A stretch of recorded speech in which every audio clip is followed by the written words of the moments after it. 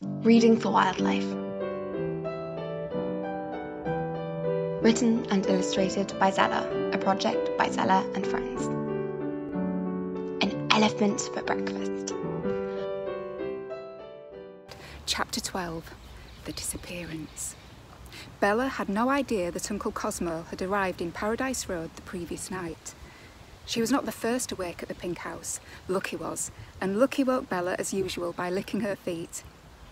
Out of her bedroom window, Bella saw the sun was just rising. She was happy when she thought of the chocolate, but then sad when she remembered the ivory. She wondered again how the ivory had come to be inside the chocolate. She still thought that the best thing was to ring Uncle Cosmo in Africa. He had to be back from holiday soon, and surely he could help sort out this mess. She had overheard her father talking about it with Uncle Rupert and Aunt Alicia the night before. Despite the ivory and there being no more chocolates for breakfast, Bella was still pleased to be awake. It was 5:45 a.m. She wondered if it was too early to go and see her cousins. It probably was. She woke Johnny instead to see if he wanted to come with her to take Lucky for a walk. Meanwhile, at Wisteria House, Freddie, Rose and Tom had been wide awake since 5:30 a.m. They had gone downstairs to make a hearty English breakfast for Uncle Cosmo. Fried bacon and eggs, sausages and tomatoes placed between two fresh, thick-cut slices of bread, which they wrapped in tin foil to keep warm. The children left Wisteria House. They headed off quietly down the road, feeling a little nervous.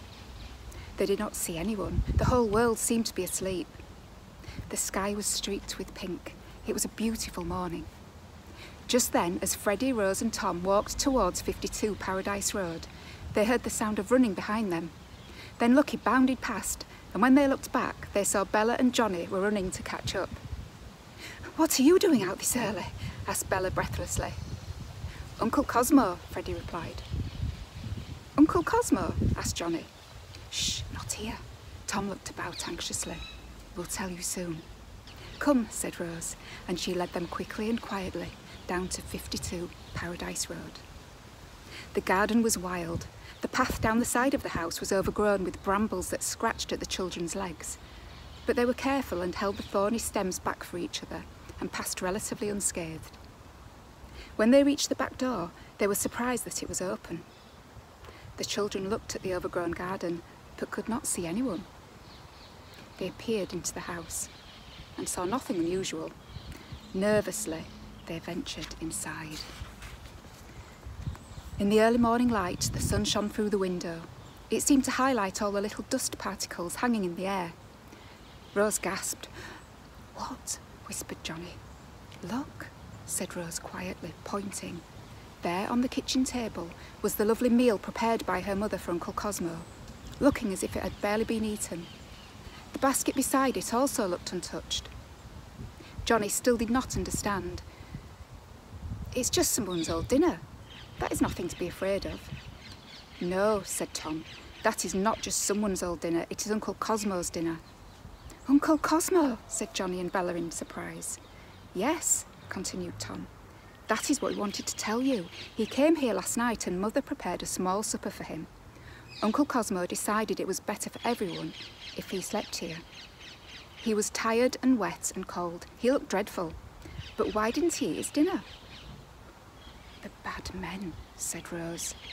"Bad men?" asked Johnny and Bella. "Let's not jump to conclusions," said Tom. "We had a visit from 2 policemen, but we think that they may have been imposters and could have just been wearing stolen uniforms."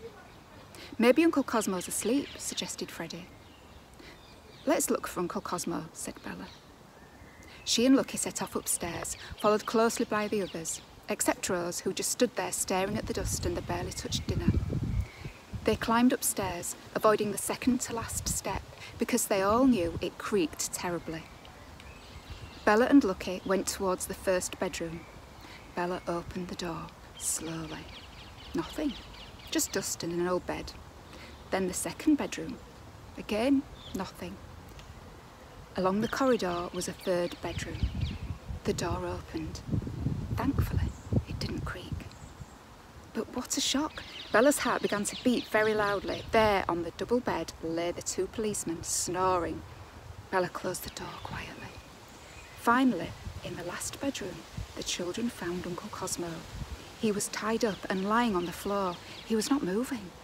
Bella rushed to his side and rolled him over. It was very hard to tell if he was dead or just asleep. The children looked at each other. Then Bella quietly started to untie the knots. They all helped. Bella thought if he was just sleeping, they would need to wake him very quietly. Lucky started to point her nose to the door and nudge Bella. But Bella was a very determined person. Once she had begun a task, her concentration was intense. She ignored Lucky and focused only on untying the rope. Johnny, Freddie and Tom were also busy trying to untie the knots. No one heard the door behind them opening. Lucky barked as one of the thugs, P.C. Everest, walked into the room. With enormous thanks to Nell McAndrew. Here is how you can help. Share the story. Adopt an animal. Visit when you can. Educate yourself. Donate to a conservation charity. To find out more about Reading for Wildlife, visit zellahunter.com or at Lady Zella Books, or follow the Reading for Wildlife YouTube channel.